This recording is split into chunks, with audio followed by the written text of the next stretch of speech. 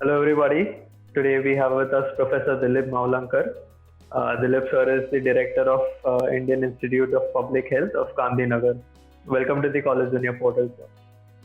Yeah, welcome. Thank you. Thank you for inviting me. Thank you for sparing some time with us, sir. So, beginning with the interview, my first question to you would be that you have held several key positions at educational institutes throughout your professional career. What are the key factors that keep you connected to the education sector? Education is one area where you can transform many people's lives. And my professional education being in medicine field and then in public health, it also deals with directly with helping people in their health and welfare. Later on, I was at the Indian Institute of Management, through which we tried to help improve the management of services, of public health services in various states in the country and internationally. So that is also gives you a satisfaction that you are helping many people, not only your students, but those who are benefiting from those services which we try to improve in our professional work. Because in IIM as well as in IIPH, both, almost half of the faculty time goes in working with the government, working with companies, working with hospitals and organizations in trying to improve their management. So it's not only teaching, which is what is a typical university, but also practical and consulting work with the real life organizations. Absolutely, sir. Moving on, what I would like to know is that what is your philosophy of leadership and how would you like to describe your leadership style? Yeah. What I learned from medical colleges and from the Indian Institute of Management, where I spent 20 years of my professional career, the leadership at IIM Ahmedabad has been always not so much directional, but largely supportive. So the director of Indian Institute of Management always supported the faculty in whatever they wanted to do, whatever field, whatever area they had interest in. Of course, there are institutional commitments of teaching and research and other academic committees and activities that have to be done. But that is the philosophy which I sort of imbibed from IIM Ahmedabad. Second is in IIM Ahmedabad, the departmental chairmanship is also rotational. So it is not the typical hierarchical departments where the same person heads the department till he retires. But every 2 years, you have a new coordinator of the department. And even a junior faculty can coordinate and senior faculty have to work with. So that builds a spirit of teamwork. And that is what I think will lead to better performance. Absolutely. Very well said, sir. On that note, my next question to you would be that when you first came to IIPH, what was your vision for the university and has it evolved over time? And how far along in implementing that vision are you? Yeah. When I joined in 2010, November, it was a small institute. It was not even a university. It was Indian Institute of Public Health as an autonomous institute set up by Gujarat government and Public Health Foundation collaboration. And we were operating in a small rented premises in a private research institute. We had only one classroom and some 8-10 office space and some surrounding area. And we were only running one program. Gradually, of course, Gujarat government had given us 50 acres of land and we started plans for building our new campus, which took almost 5-6 years to fully develop. And within that time, we also evolved our concept of as an autonomous institute to a public health university. And fortunately, Gujarat government supported us to transition from an autonomous institute to a semi-private university which is enacted by the state government of Gujarat in 2015 through assembly legislation, which was supported by both the ruling party as well as by opposition unanimously. So we had a lot of wholehearted support to transition. Once we became university, we started offering more master's level courses, Master of Public Health, Master of Hospital Administration, and we are also now just started our first PhD program last year. That's great, sir. So my next question to you would be that how does the curriculum of Indian Institute of Public Health ensure the best practices of the industry? What we do, following the pattern of IIM Ahmedabad, we have structured our programs only at the postgraduate level. And there also, each faculty is supposed to be teaching half of the time, and half of the time they are supposed to be engaging with the industry, with the government, with the public health system, with the hospital management, and doing their own research. Now, this itself adds value. So whatever we learn from the practical world in our consulting and research work, we bring it to the classroom. So that is how it is very different from any other university or institute of public health. All right. So how do you strategize about the key programs and plans for the marketing and administration of your institute? Yeah. What we normally do as we launch a new program, we have to think about what is the market. And given that when the Public Health Foundation was created, its primary vision was to launch multidisciplinary Masters of Public Health programs. So that was our first, in some sense, given mandate. And that is where we fulfilled it in 2015 through the university route. Now, what is Master of Public Health? Many times it is not well understood. Sometimes it is understood as a discipline of medicine in India, which is not correct. Medicine is where people fall sick. They need to be admitted to hospital or go to a doctor and take medicine to get cured. Now that is medicine, that is what is taught in medical colleges and supporting institutions. But a person who is well, how to maintain his health, how to prevent illness, how to control epidemics like this pandemic of COVID-19, all of this is public health, and it needs a really multidisciplinary approach.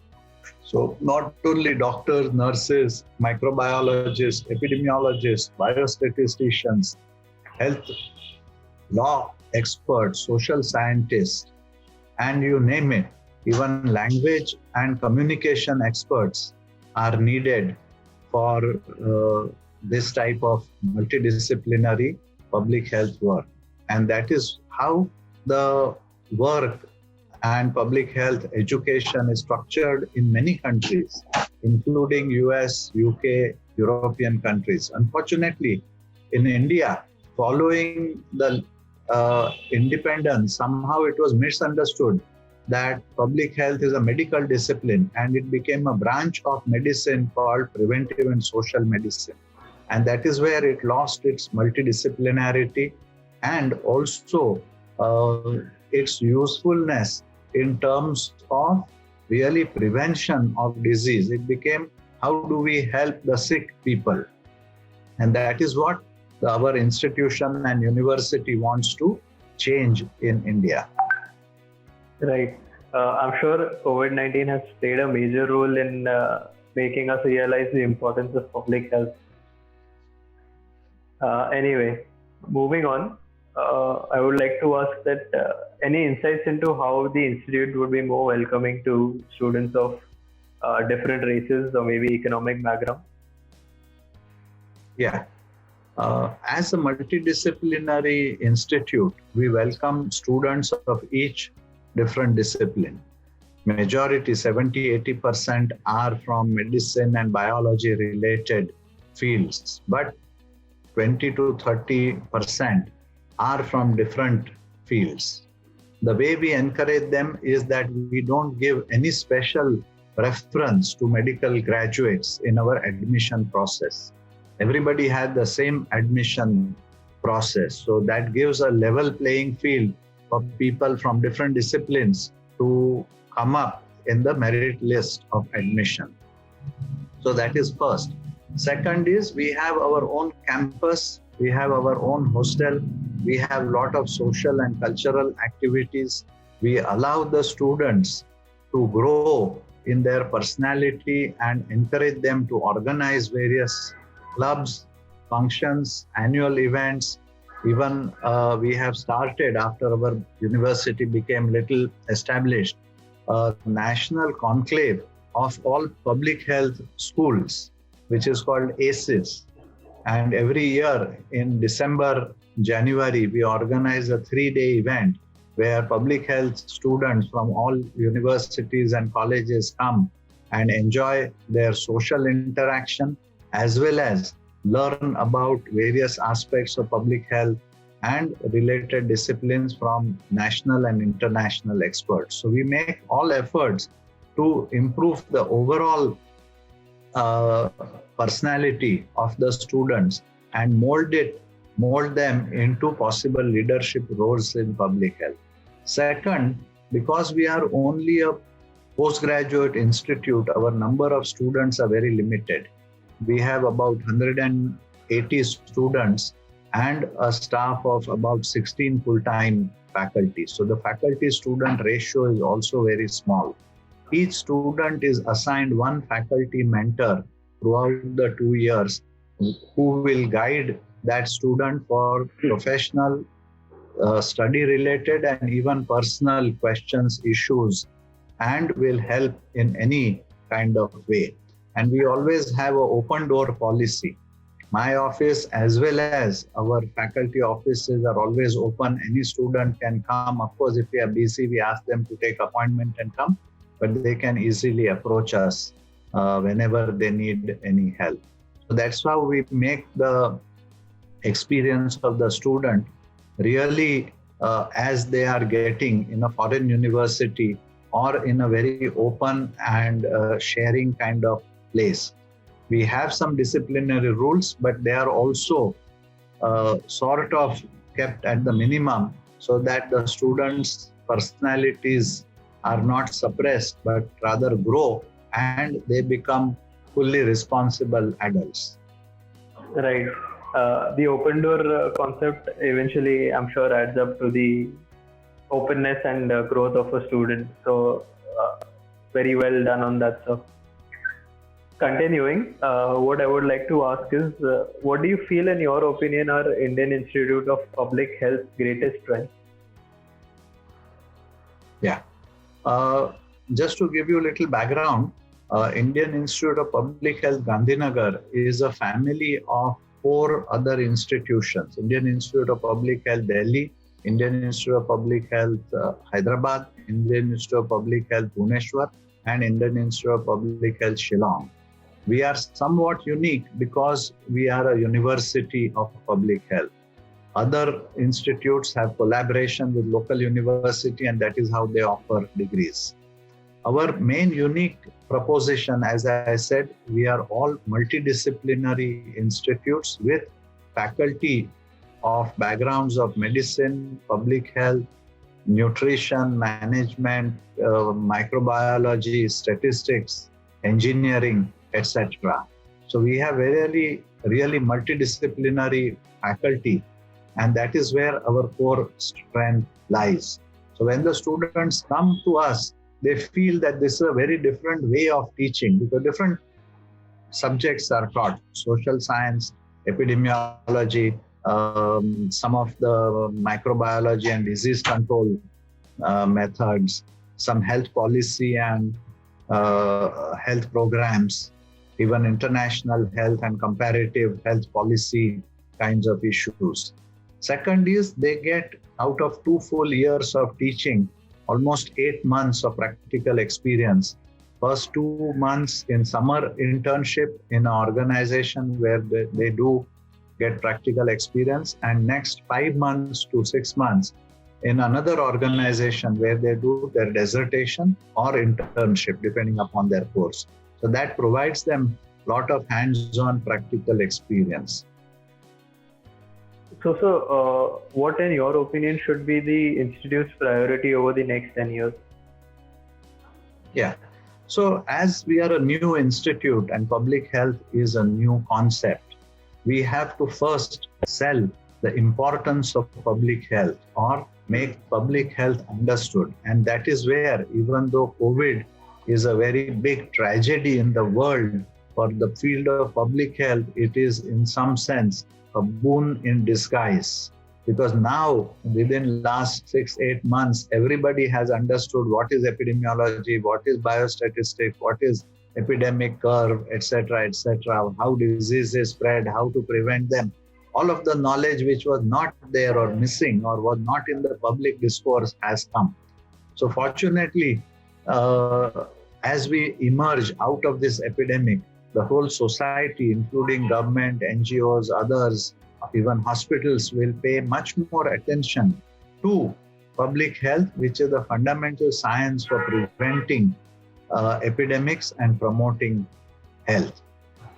So that is one aspect. So next 10 years, we will try to develop new courses and new programs and new modules, which will help ourselves and our students and the country to get prepared for such future epidemics and pandemics.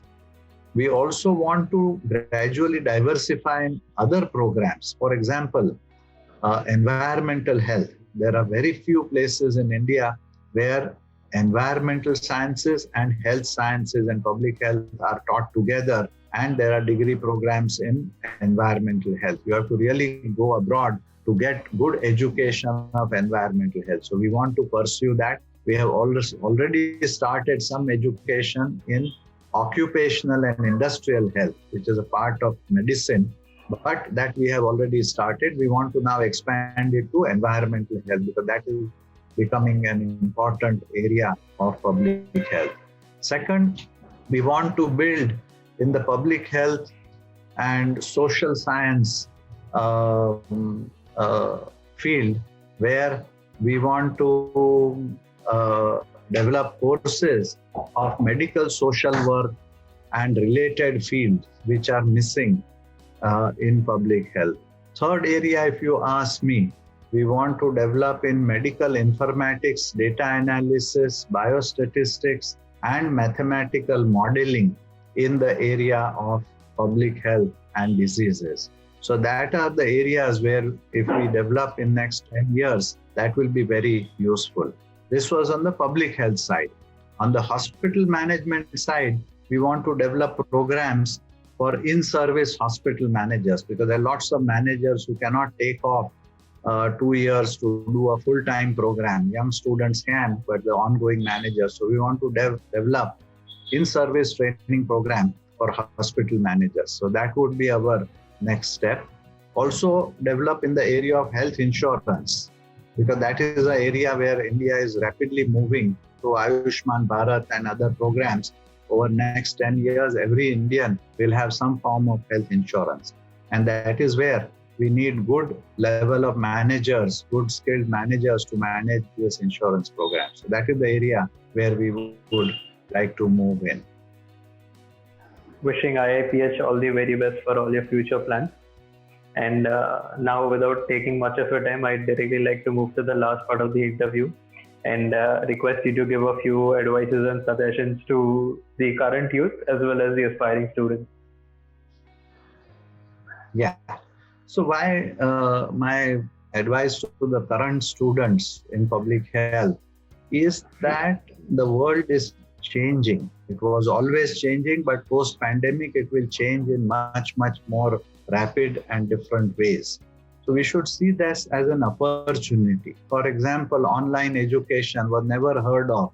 It was seen as a second-class citizen of the in-class education. Now the whole thing has transformed.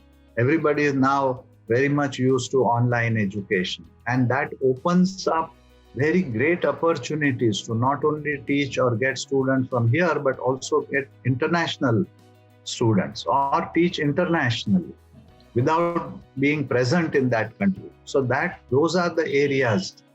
Second is there is an explosion of knowledge. I call this not only pandemic, I call it three demics. One is pandemic, second is panicdemic. So don't be afraid. The panic is so much that more the disease. I think more people may be affected by the panic than the real disease. So as a student, you should never panic. Even if you fail, it is okay. It is learning. You shouldn't be depressed. You should move ahead, try harder, try better, and of course you will pass. Or you change your line and find another area of your interest. So second is cultivate the courage to take up whatever you think is very useful to the society or useful to yourself and interests you. So that is the second thing. Third is always think in a multidisciplinary way. In the difference between, say, management and engineering. Engineering is a single discipline. You can be civil engineer, mechanical engineer, but management, you learn many things and then you have an overall idea. So similarly, public health gives you an overview idea of what the whole health system is and how will you moderate it or improve it so that there is a maximum benefit to the community. And lastly, think of what actions we will do which will benefit the community on a larger scale. That is what the whole public health and hospital management is meant to be. So I think this will be a great future for many, many years to come, partly because the way health sector is expanding in India. And if you see the Western countries, almost 10% of the workforce is employed in the health sector. And that generates so much of employment, given all the kinds of health sector and the required managers and public health systems required, which we have lagged behind. So my sense is it will be a very good career if you really are interested in dealing with people, in dealing with people who have weaknesses, disease, disability, and trying to help them. So you have to have a helpful attitude. And last point is the knowledge is expanding so much that you have to continuously read, you have to continuously update yourself, you have to continuously learn from lectures, from books, from internet, and keep a questioning mind. And then you will feel enjoyment when you learn more and more every day. Gone are those days where you finish your degree and then practice your discipline. In most disciplines, you have to learn almost every week or every day or every month. Then only you will keep pace. Finally, besides learning, you must enjoy. You must have your family, you must have your friends, you must do things which will relax your mind. Otherwise, you will become a workaholic and you will feel stressed. So balance your life in terms of education, career, as well as family and the things which you like. So I think these are my few suggestions for current and future students. Thank you so much, sir. Those were indeed some words of motivation. And thank you for sparing your time. I had a very informative and intellectual session with you. On this note, I would like to conclude the interview, and that will be all from my side. Thank you so much. Yeah. That was Professor Dilip Mavlankar, Director of IIPH, Gandhinagar. Thank you, sir. Thank you. Thank you very much.